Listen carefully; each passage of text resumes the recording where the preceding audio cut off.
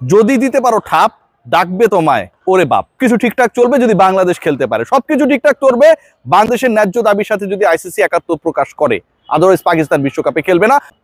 এখন কি হবে? পাকিস্তান এবং বাংলাদেশকে ছেড়েই বিশ্বকাপ হবে?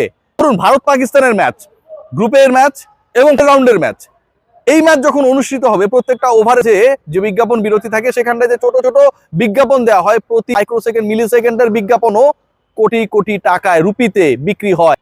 ম্যাচই যখন হবে না ভারত পাকিস্তানের, এই রেভিনিউটা আইসিসি পাবে না, এই রেভিনিউটা বিজ্ঞাপনদাতা পাবে না, এই রেভিনিউটা ব্রডকাস্টাররা পাবে না, এবং ব্রডকাস্টার আইসিসি কেও পে করবে। আইসিসির ফুটানি থাকবে না পাকিস্তান যদি না যায়।